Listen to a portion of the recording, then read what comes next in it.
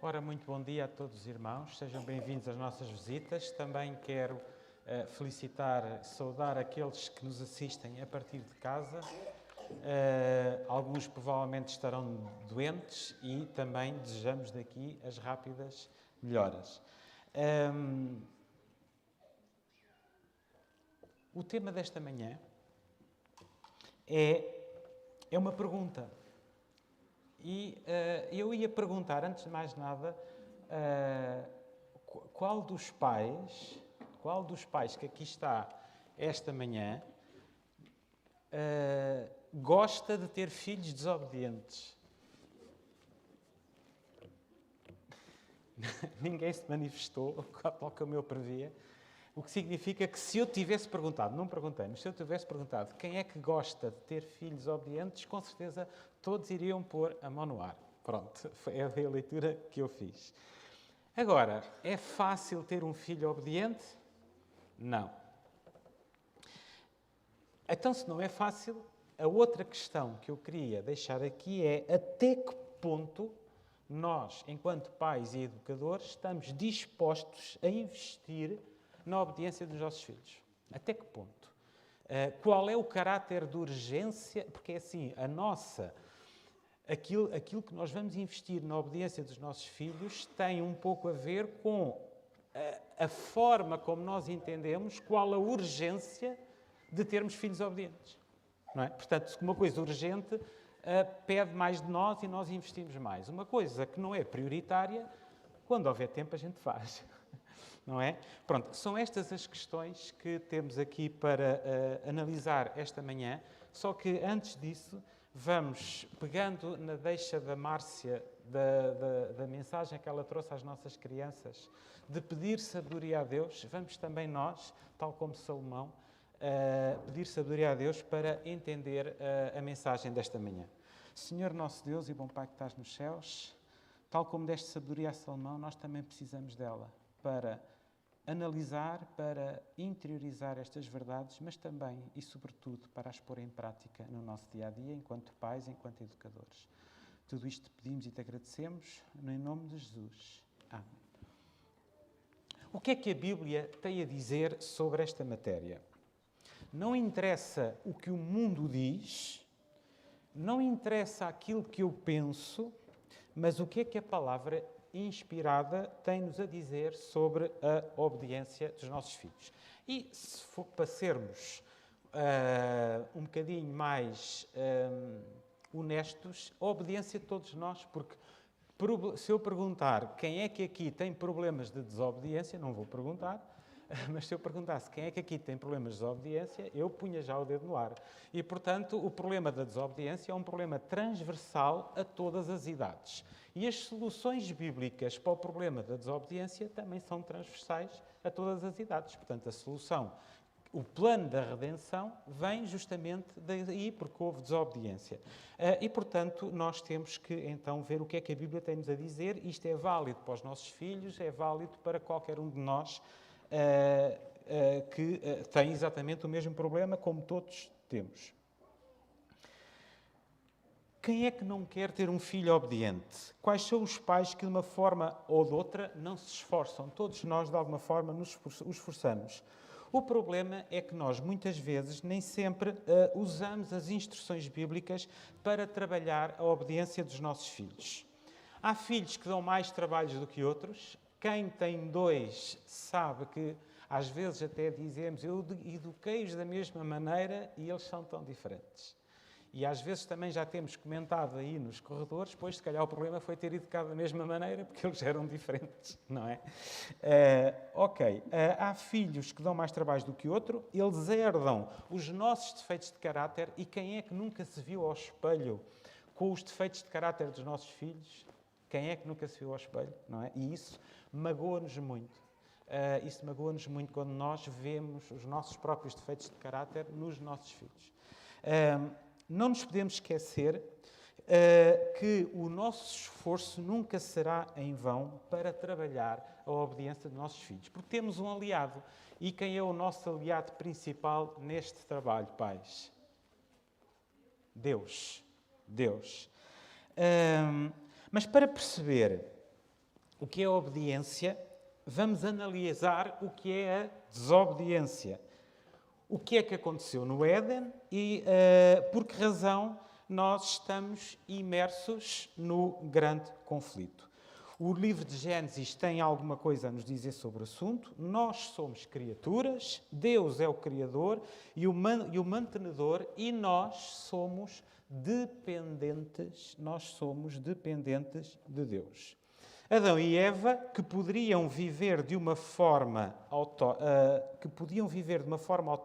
por conta própria, fazendo as suas próprias leis e que tudo ficaria bem.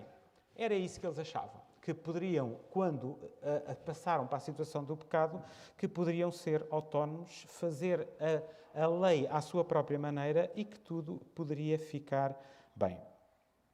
Eva, ao aceitar a proposta da serpente, vai pôr em dúvida o projeto que Deus tinha para aquele casal.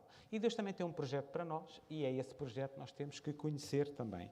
Vamos abrir as nossas Bíblias no livro de Gênesis e no capítulo 3. Gênesis, capítulo 3, e vamos ler a partir do versículo 1. Portanto, Gênesis 3, para lermos a partir do versículo 1, que diz o seguinte: Ora, a serpente era a mais astuta de todos os animais do campo que o Senhor Deus tinha feito.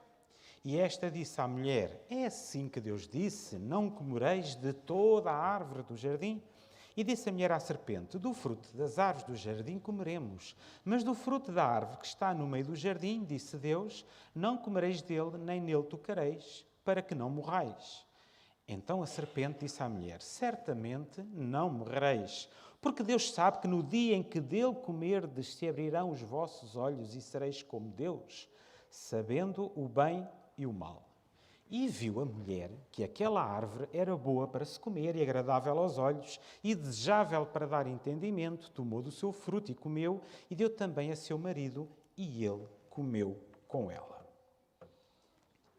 Ora, a desobediência, e nós vemos aqui, a desobediência tem consequências. E a principal consequência é a morte eterna. Nós sabemos que o salário do pecado é a morte. O homem foi criado com liberdade, mas sem autonomia. Isto é um aspecto que nós devemos fixar. Eles deveriam viver dentro do padrão criado por Deus, e na nossa relação com os filhos, o esquema não é diferente. Quando dizemos vários sims aos nossos filhos e de repente vem um não, parece que o mundo acaba. O não é muito difícil de lidar. Vocês podem comer de todas as árvores do jardim. Não podem apenas comer desta aqui. Isto foi um problema. Não era poder comer das outras, era não poder comer daquela. Todas eram muitas, mas apenas uma não era permitido comer. Fazia parte de um teste a que eles estavam sujeitos, de uma prova, tal que nós estamos a estudar a doutrina da prova agora nesta lição, neste trimessário, não é? E, portanto, havia uma prova necessária para demonstrar obediência. E acontece exatamente o mesmo connosco. Nós temos um coração muito ingrato. O homem, ao optar pela desobediência, procurou alcançar uma autonomia moral do tipo: eu sei, eu posso e eu decido. Quantas vezes, e isto acontece muito nas crianças com mais uns aninhos, é que a mãe diz: olha filho, se calhar é melhor não ires por aqui e ires para aquele lado. E o que é que o filho diz? O filho diz assim: muito obrigado, mamãe, pelo teu conselho. Eu, por acaso, já estava a pensar tomar essa decisão, mas agradeço muito o teu reforço. É isso que ele diz? Não. Eu sei, não é? Eu decido, eu crio as minhas próprias regras. Todos nós temos esta postura. E o casal, lá no Éden, tentaram retirar de si o jugo da submissão a Deus. É quando as crianças dizem: a mãe não está a ver, não é? Eu lembro quando eu era miúdo, às vezes estava com os colegas da escola a brincar e alguém tinha uma proposta para fazer qualquer coisa. E se algum dissesse, a minha mãe não deixa, e eu ouvi um logo dizer, a tua mãe não está aqui.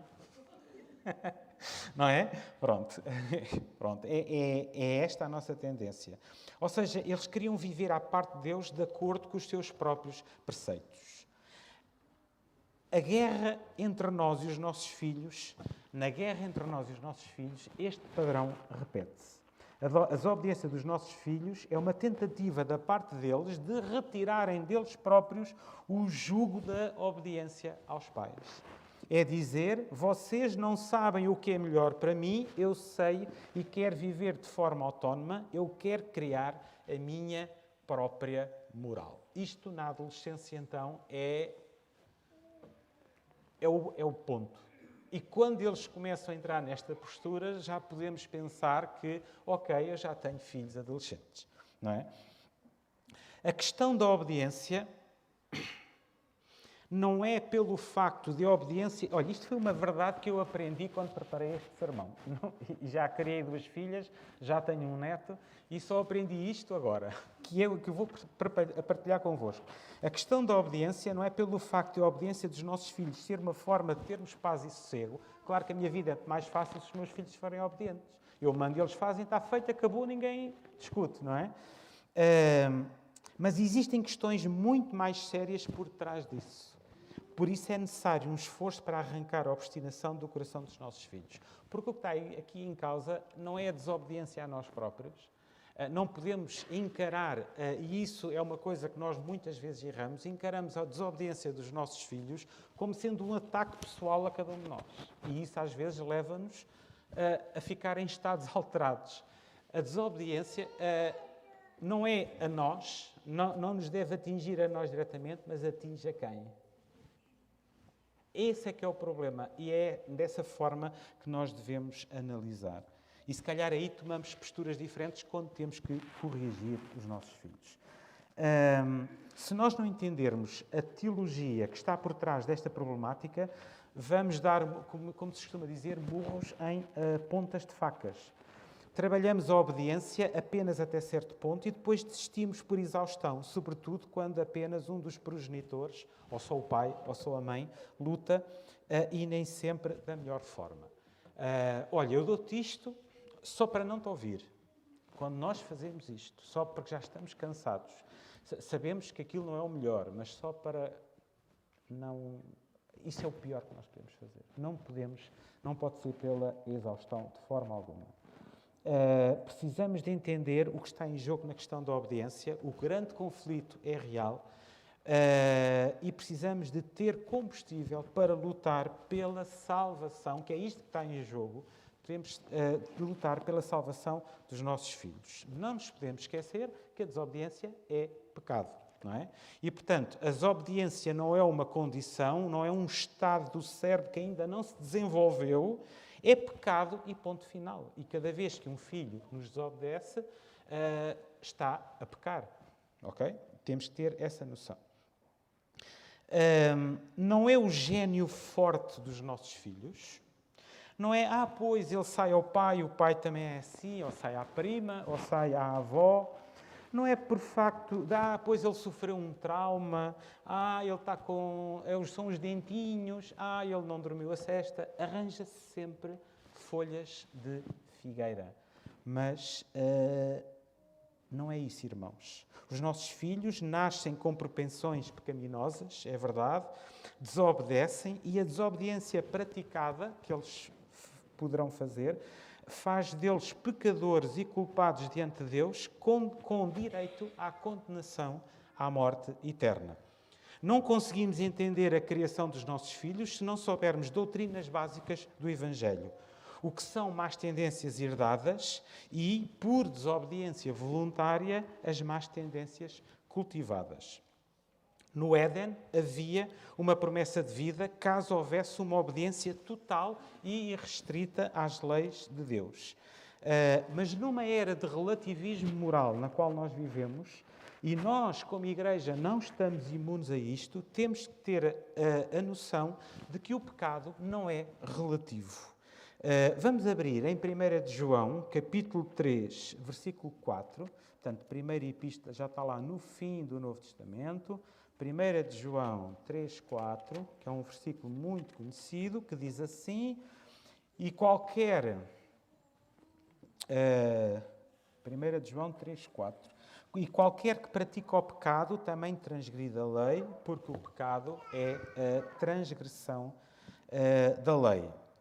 E o que é que aqui nós entendemos por lei? Quando o apóstolo João escreveu isto, a lei era todos os escritos do Antigo Testamento.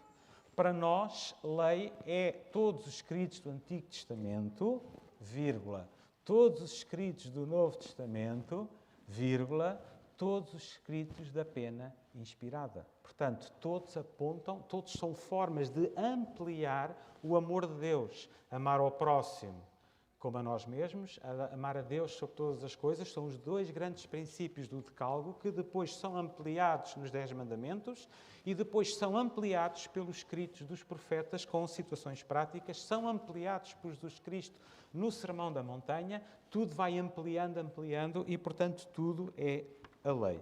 O pecado é a falta de conformidade com a palavra de Deus. Assim, esta definição já nos faz voltar para a palavra de Deus para ver onde é que os nossos filhos estão em desconformidade com a lei de Deus. Não são as pessoas que definem se isto ou aquilo é pecado. É a palavra de Deus que o faz, é algo exterior a nós próprios e incompatível com relativismo. É o Criador que define o que é e o que não é pecado. Aquilo que era pecado ontem continua a ser pecado hoje, independentemente se agora já toda a gente faz e antigamente nem todos faziam. O pecado não é uma coisa da nossa cabeça, o pecado não é uma coisa da nossa cultura, ou uma maneira como fomos educados. O pecado é uma transgressão objetiva e voluntária à lei de Deus. Se a Bíblia diz que a mentira é pecado, então não importa se o país onde eu nasci ou o país para onde eu escolhi ir morar, tem uma cultura que a mentira é vista com bons olhos. Não importa se as pessoas que vivem à nossa volta aceitam socialmente a mentira como uma virtude. A cultura não dita a nossa conduta, o pecado expressamente, o que é pecado expressamente declarado na inspiração. Portanto, não podemos nos pautar pela cultura, mas sim pelo assim diz o Senhor. O pecado é pecado em qualquer lugar do mundo e o que importa é o que nos diz a palavra. Temos que olhar para a conduta dos nossos filhos e tentar perceber quais são os seus pecados, quais são os mandamentos que eles transgridem mais facilmente, e isto varia muito de filho para filho.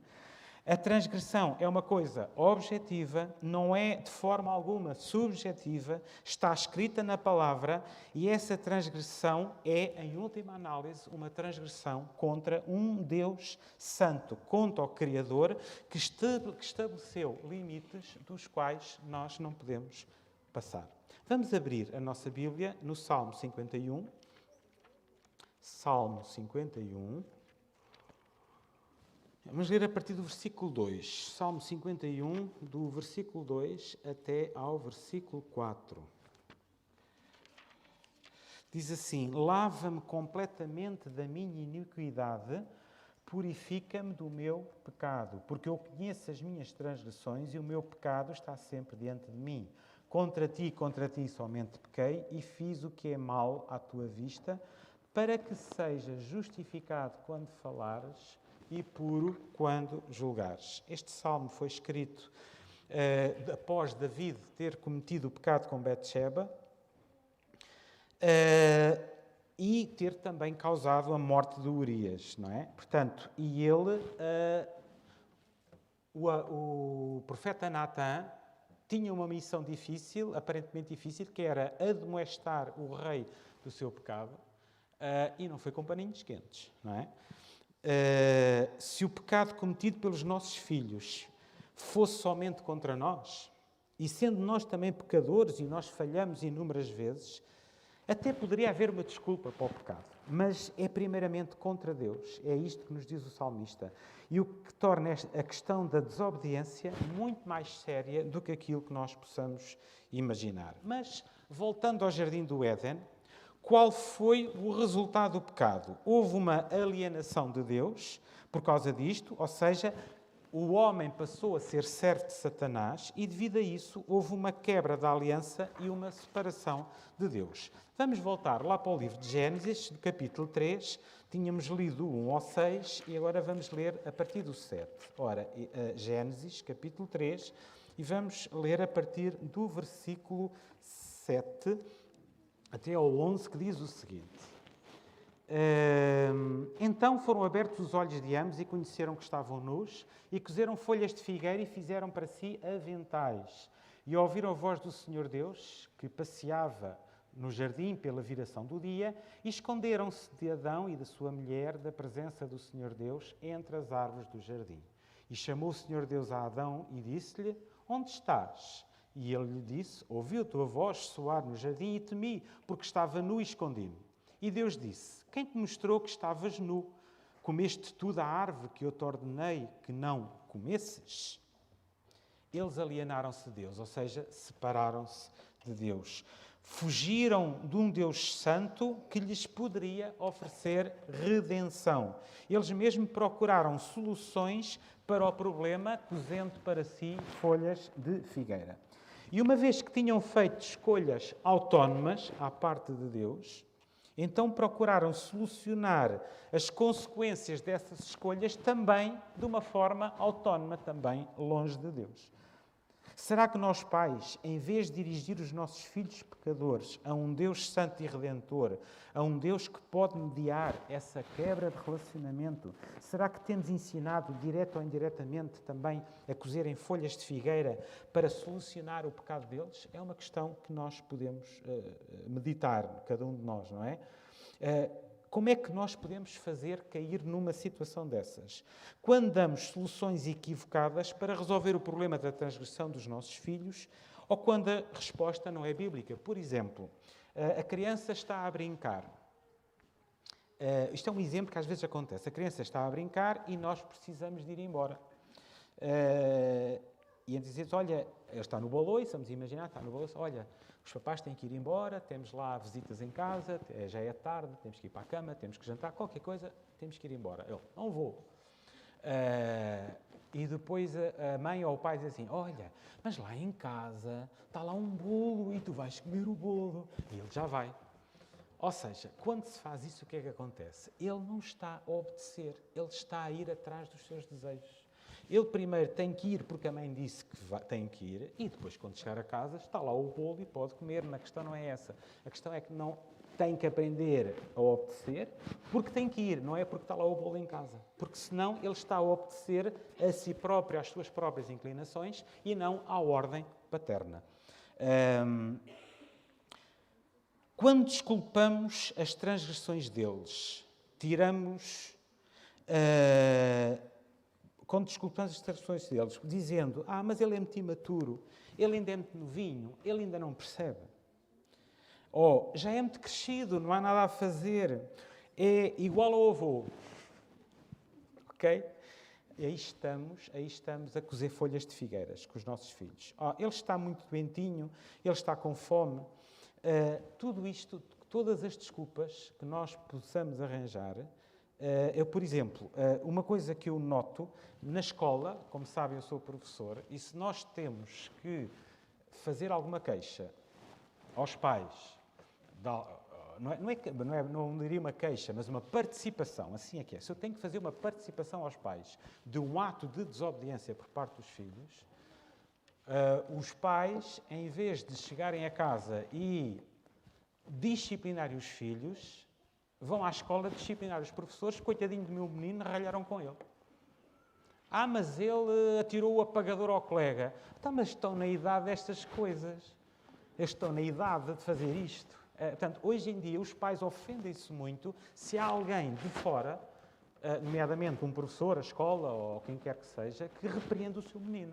Até pode achar que tem razão, mas não dá a razão vai sempre defender o filho, o que é péssimo para a educação de um filho.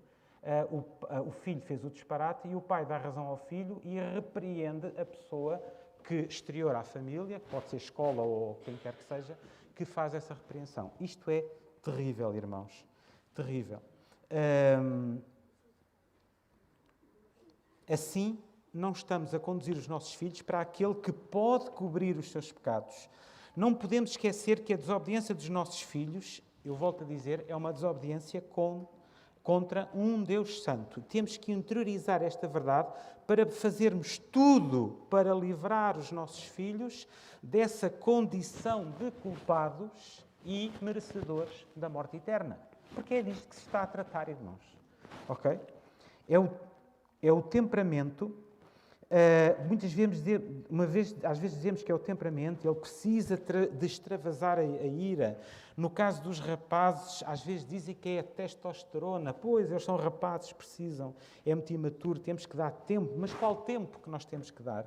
Para ir adquirindo, só se for tempo para ir adquirir mais tendências cultivadas para um dia mais tarde ser mais amoroso e difícil o processo de conversão e do processo do novo nascimento. Adão e Eva esconderam-se de Deus por trás das nuvens do jardim, taparam o sol com a peneira, como nós costumamos dizer, como se Deus não os pudesse encontrar. Como é que é possível, quem quer que seja, esconder-se de Deus? Compreendendo esta primeira parte, aquilo que eu aqui chamei a teologia da desobediência, como é que nós podemos lidar com a desobediência dos nossos filhos sem desculpar, sem fingir que não vimos? Qual a forma correta de lidar com o problema? O trabalho dos pais é fazer com que as crianças, desde cedo, entendam essa condição, a condição de pecadores, a condição de filhos que têm que aprender a agradar o seu Deus, ao Deus dos seus pais e ao Deus da sua família. Os filhos precisam entender a sua condição de pecadores, aprender a fugir do padrão de se esconderem com folhas de figueira por trás das árvores do jardim. Do padrão da desculpa para o pecado, do padrão de não considerar que é pecado aquilo que a palavra de Deus diz que é pecado. Nós vivemos imersos numa sociedade que faz isto a toda a hora. Tudo é desculpa, tudo tem um transtorno por detrás. Já não chamamos praticamente nada de pecado, agora são síndromes, transtornos e hiperatividade. E eu não estou a dizer que essas patologias não possam existir. Essas patologias, de facto, também existem. Mas se servirem de desculpa para tudo e mais alguma coisa, nós estamos a esvaziar até a condição patológica que possa eventualmente acontecer. Quando colocamos tudo no saco dos transtornos psicológicos, não estamos a ajudar nada. Temos que aprender a parar de dar desculpas para os nossos pecados e para os pecados dos nossos filhos. E isto tem que ser ensinado às crianças. Desde a queda do homem, Satanás tem seduzido com a mentira de que se pecarmos é certo que não morreremos.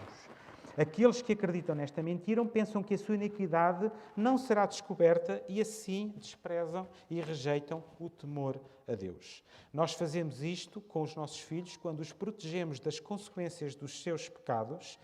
E qual é a leitura que a criança faz? Se ninguém cobra, é porque está tudo bem.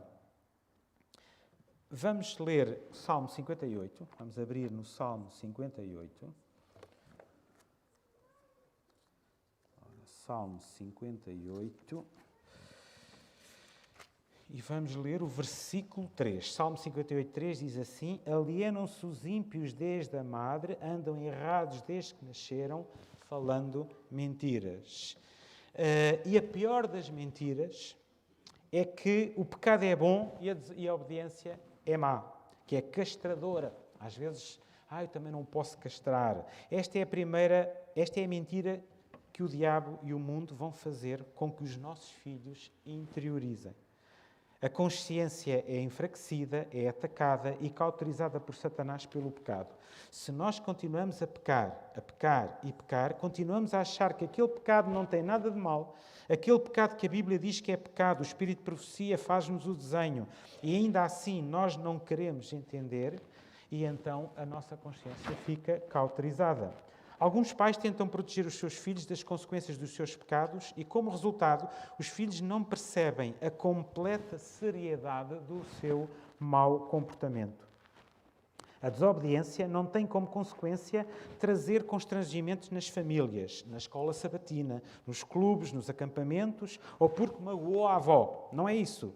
É um pecado contra um Deus que torna os nossos filhos, eu volto a dizer isto, é um pecado contra Deus que torna os nossos filhos culpados e merecedores da morte eterna. E se nós temos um filho que está condenado à morte, que tem uma saúde que o pode vir a morrer, nós fazemos tudo o que está ao nosso alcance para levá-lo ao sítio certo para o problema ser resolvido. E aqui nós temos que ver que o salário do pecado é a morte, irmãos, e é para nós e é para os nossos filhos. E o papel dos pais é trazer luz aos nossos filhos e não trevas. Temos de dizer que aquilo que ele está a fazer é pecado, que o salário do pecado é a morte eterna. Eles têm que ter consciência das escolhas que fazem. Não podemos fingir que os nossos filhos não pecam. Pecado é sempre um pecado em qualquer idade, envolve decisões, livre-arbítrio e é sempre cometido contra Deus. E quando os nossos filhos nos desobedecem, eles estão afrontando a lei do Deus Criador e vão precisar de ser resgatados dessa condição. Ou seja, é preciso voltar ao ponto onde ficaram, ao ponto da obediência. E quem é que faz isso? Os pais. Os nossos filhos são os nossos irmãos em Cristo. Somos missionários na nossa casa. Os nossos filhos, quando ressuscitarem, será ou na primeira ou na segunda ressurreições. Ou para a vida eterna ou para a morte eterna. E é urgente fazer-lhes entender a gravidade do pecado e da desobediência. As crianças e os jovens não podem crescer a acreditar que podem pecar à vontade, que no fim vai dar tudo certo, que Deus é amor e que me ama fazendo eu o que eu possa fazer. Claro que isso é verdade, mas é preciso acrescentar algo mais a essa verdade. O problema é que lá em casa... o problema muitas vezes é que em casa dos pais as coisas funcionaram assim. Ou seja, não havia consequências, não se cobrava nada e depois eles, mais tarde, vão se tornar crentes, crentes também pensam assim, que não há consequências das más escolhas. Eles diziam que não era para fazer e eu fazia, não me acontecia nada. E a criança vai transferir essa concepção alternativa para o seu relacionamento com Deus. Eu posso fazer o que eu quiser, que não me vai acontecer nada. E foi essa exatamente a conversa entre a serpente e Eva. Quando nós não fazemos com que os nossos filhos entendam a gravidade do pecado, estamos a replicar a mentira da serpente na vida deles. Não é bem assim. Nestas idades é normal. O que é certo é que nós temos um pendor para a carne e isso é inimizade contra Deus. Não depende da idade. E nem sequer quem é que quer que haja inimizade entre Deus e os nossos filhos. Vamos ler em Isaías 59, a partir do versículo 1, Isaías 59, a partir do versículo 1, diz assim: Eis que a mão do Senhor não está encolhida, para que não possa salvar, nem agravado o seu ouvido para não poder ouvir.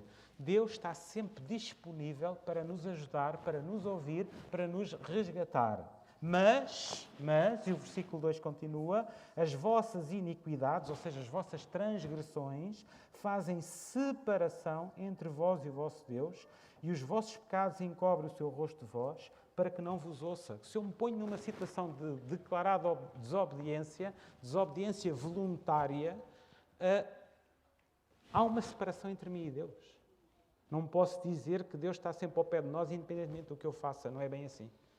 Às vezes ouvem-se por aí umas histórias, mas não é bem assim. Não é isso que a Bíblia diz.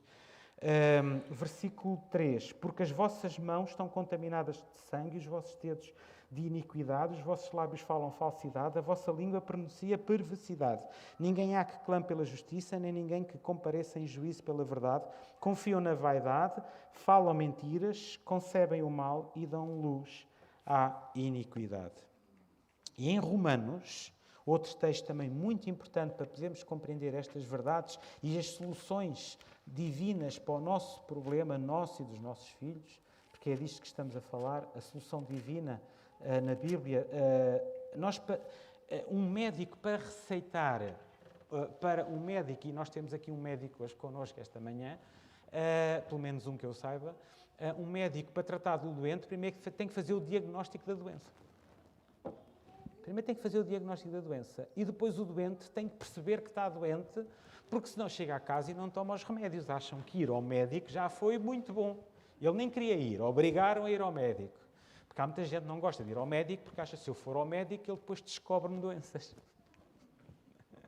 Ou seja, a culpa das doenças é dos médicos. Se eu não fosse lá nem sequer sabia que as tinha.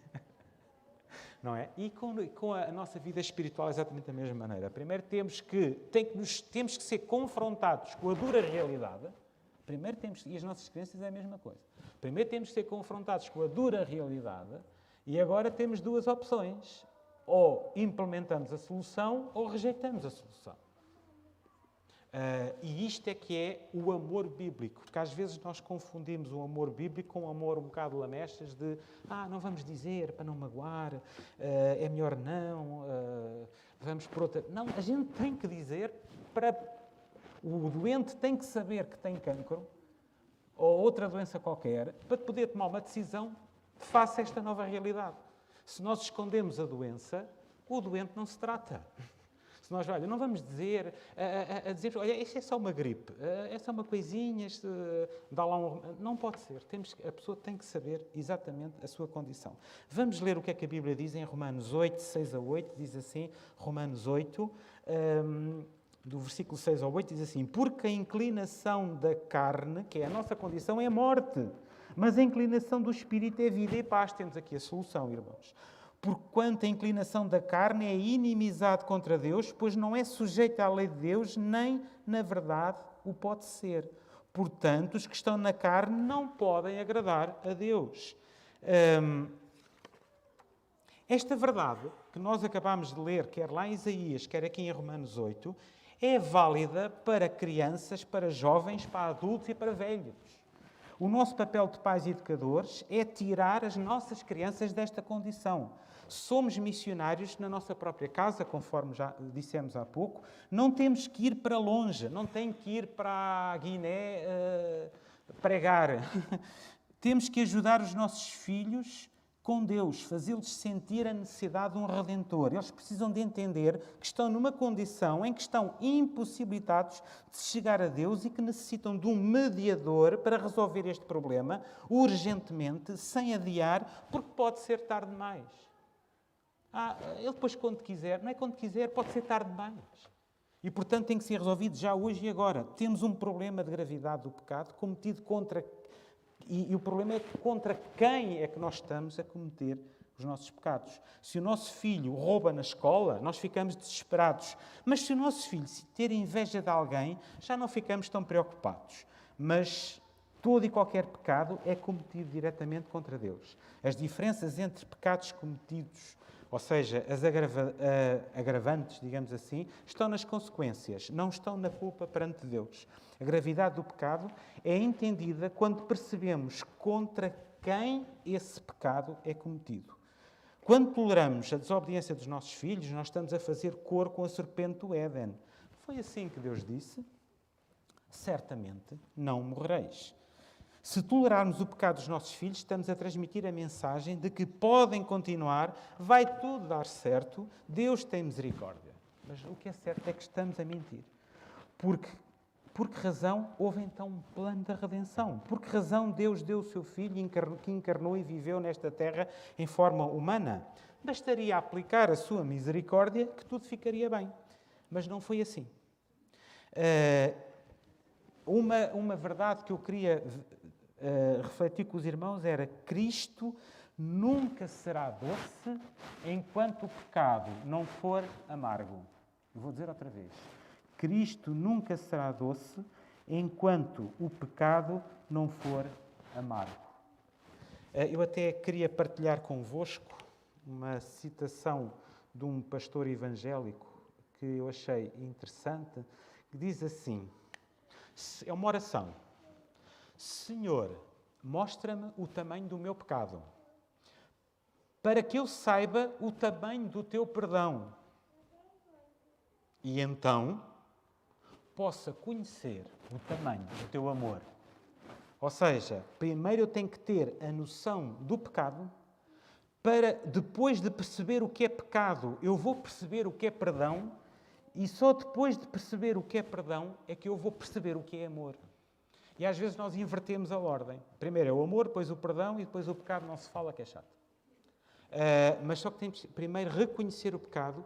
Ao reconhecer o pecado, eu vou reconhecer o tamanho, a imensidão do perdão que está disponível para mim. É só estalar os dedos que ele vem. E então, depois de eu passar por este processo, eu vou entender o amor de Deus. Se interiorizarmos estas verdades, nós iremos lutar para que os nossos filhos tenham corações compungidos e contritos. Porque estamos a falar do seu destino eterno. Vamos abrir a Bíblia em Salmos 51. Vamos outra vez ao Salmo 51, já lá tivemos. O salmo que David escreveu quando pecou com Betseba. Ora, Salmo 51. E vamos ler a partir do versículos 16 e 17. Ora, 51, 16 e 17 diz assim: Pois não desejas sacrifícios, senão eu os daria. Tu não te deleitas em holocaustos. Os sacrifícios para Deus são o espírito quebrantado, ou seja, a noção de que eu estou numa situação muito grave, sou um pecador, e um coração quebrantado e contrito não desprezarás, ó Deus. Eu, com este coração quebrantado e contrito, Deus não me vai de forma alguma rejeitar, mas de maneira alguma. Será que os nossos filhos são contritos ou são obstinados? Eles precisam aprender connosco que o pecado não é algo sem valor, mas que precisa ser reparado com a morte do Filho de Deus. E aí temos um maravilhoso plano da redenção que está desenhado no santuário. Quando eles desobedecem, em qualquer idade, temos que dizer: não, meu filho, não, reconcilia-te com Deus, pecaste contra Ele e és culpado. Mas há perdão e restauração em Cristo. Vamos abrir em 1 de João, lá outra vez no fim do Novo Testamento, 1 de João, vamos ler aqui alguns textos, 1 de João, capítulo 2, versículos 1 a 6. 1 de João 2, a partir do versículo 1. Ora, 1 de João 2, a partir do versículo 1, diz assim: Meus filhinhos, estas coisas vos escrevo para que não pequeis. E se alguém pecar, temos um advogado para com o Pai, Jesus Cristo o justo. Ele é a propiciação dos nossos pecados, não somente dos nossos, mas também pelos de todo o mundo. E nisto sabemos que o conhecemos, se guardarmos os seus mandamentos. Aquele que diz eu conheço e não guarda os seus mandamentos é mentiroso e nele não está a verdade. Mas qualquer que guarda a sua palavra, o amor de Deus está nele verdadeiramente aperfeiçoado. E nisto conhecemos que estamos nele. Aquele que diz que está nele também deve andar como ele andou. E vamos também a 2 Timóteo, outro texto muito interessante que tem muito para nos ensinar.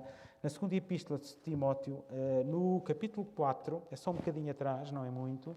Ora, 2 Timóteo capítulo 4, a ler a partir do versículo 1 até ao 4, diz assim: Conjuro-te, pois, diante de Deus e do Senhor Jesus Cristo, que há de julgar os vivos e os mortos na sua vida e no seu reino, que pregues a palavra, instes a tempo e fora do tempo, redarguas, repreendas, exortes com toda a longanimidade e doutrina.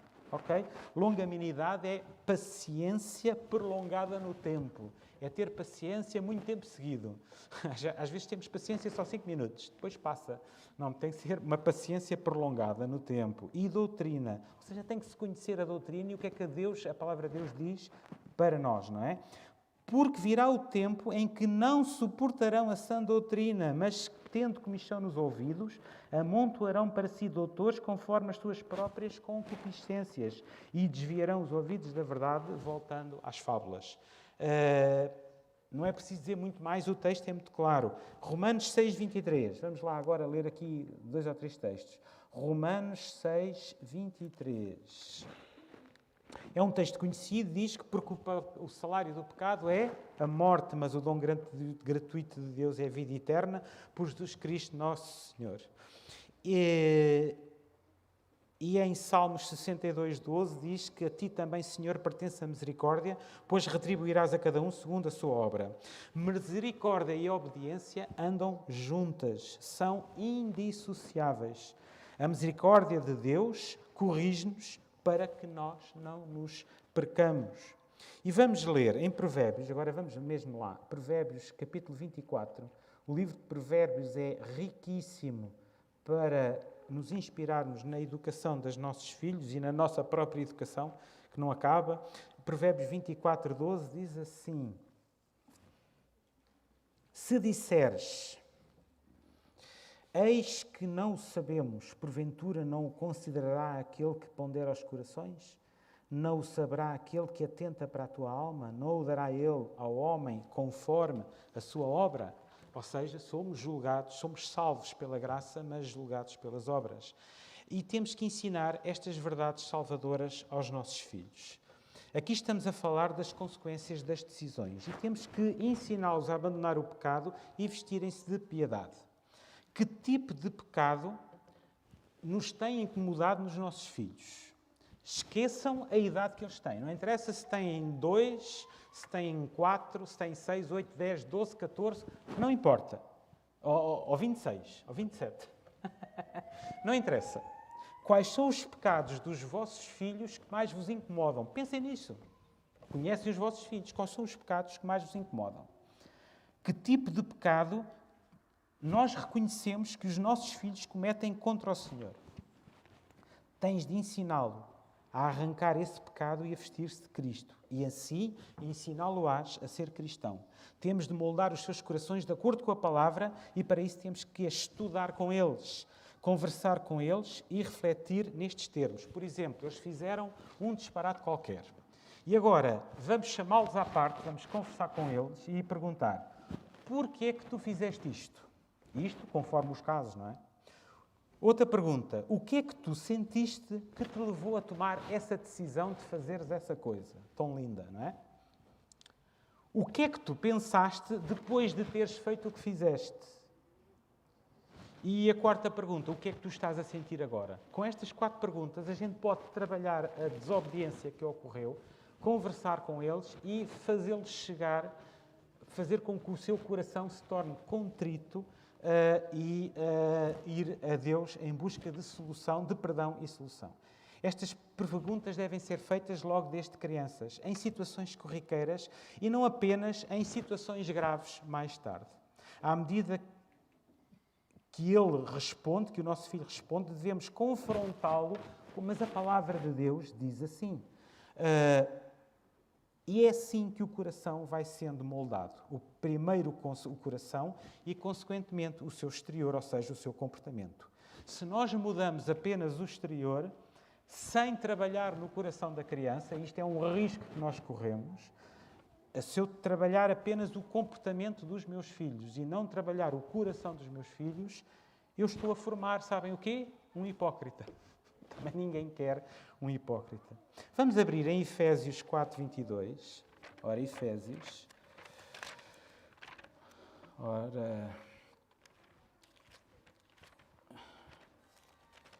Efésios 4, 22, que diz assim, a 24. Diz assim: que quanto ao trato passado vos despojeis do velho homem que se corrompe pelas concupiscências do engano e vos renoveis no espírito da vossa mente e vos revistais do novo homem que, segundo Deus, é criado em verdadeira justiça e santidade. Esta é a proposta de Deus para nós, estas são as condições da nova aliança, que é escrever a lei de Deus no nosso coração.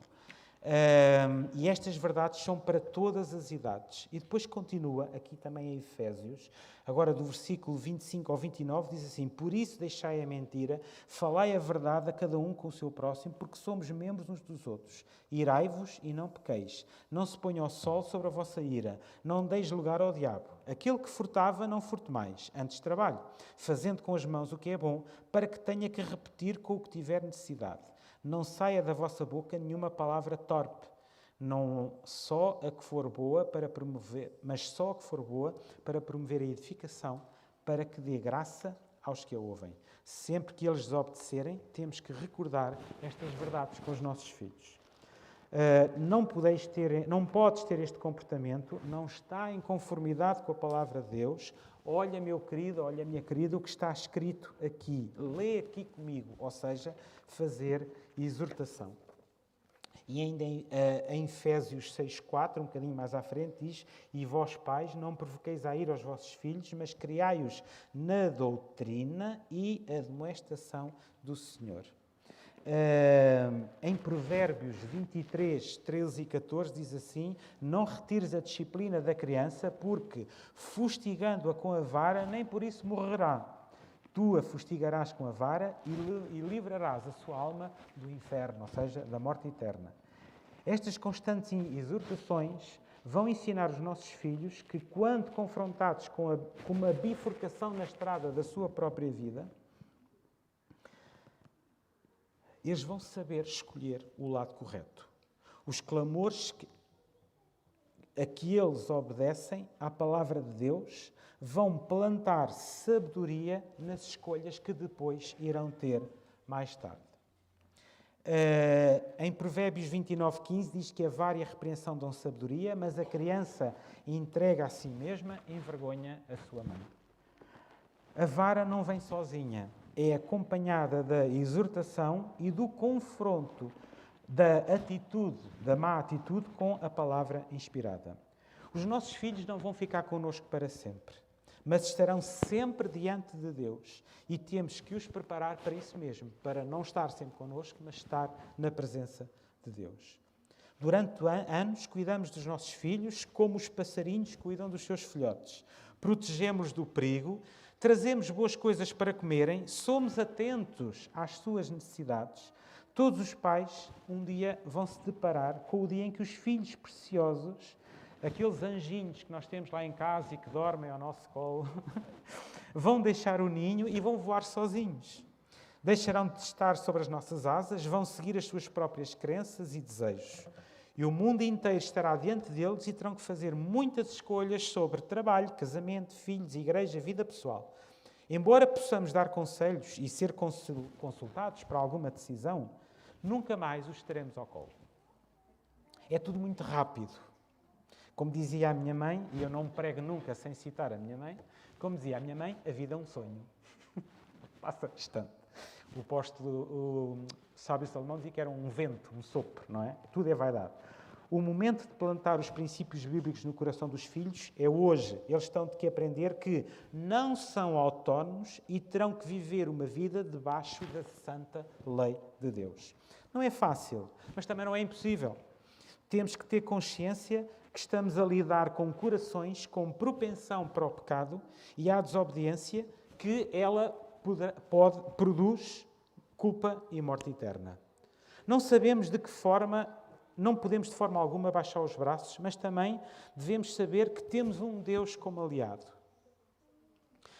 Vamos ver em Romanos 9,16. Romanos 9,16. Deus é o nosso aliado. Em Romanos 9,16 diz assim: assim, pois, isto não depende do que quer nem do que corre, mas de Deus, que se compadece. Ou seja, Deus é soberano e está acima de tudo. Não apenas plantamos sementes da verdade bíblica nos corações do nosso filho, Deus também vai fazer a sua parte.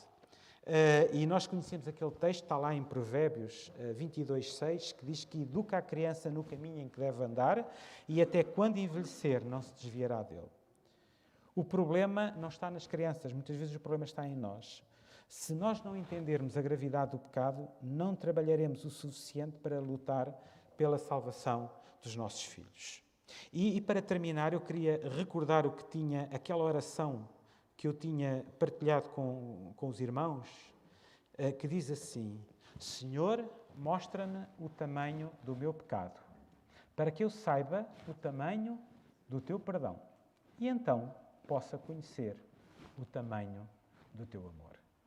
É esse o meu apelo esta manhã, que possamos pedir a Deus que nos mostre o tamanho do nosso pecado. Crianças, jovens, peçam a Deus que vos mostre o tamanho do vosso pecado. E assim, quando perceberem qual é o tamanho do vosso pecado, então vão perceber qual é o tamanho do perdão que Deus tem disponível para cada um de vós. E ao perceber o tamanho do perdão que Deus tem disponível para cada um de nós, nós vamos então entender o tamanho do seu amor. Vamos orar. Pai nosso que estás nos céus, queremos te agradecer, Senhor, pela tua palavra, pelo tamanho do teu amor, pelo tamanho do teu perdão. Mas para isso, e antes disso, precisamos de entender o tamanho do nosso pecado. Dos nossos filhos, daqueles que dependem de nós, Senhor. Ajuda-nos, Pai Santo, a sermos admoestados pela Tua Palavra. Ajuda-nos, Pai Santo, a tomar as decisões como Teus aliados, porque sabemos que o que é impossível e não está nas nossas mãos, Tu o farás, porque assim Tu o prometeste. E é essa promessa que nós estamos aqui esta manhã a reclamar. Ajuda-nos a fazer a nossa parte, porque sabemos que Tu vais fazer a Tua. Tudo isto pedimos e Te agradecemos, no nome de Jesus. Amém.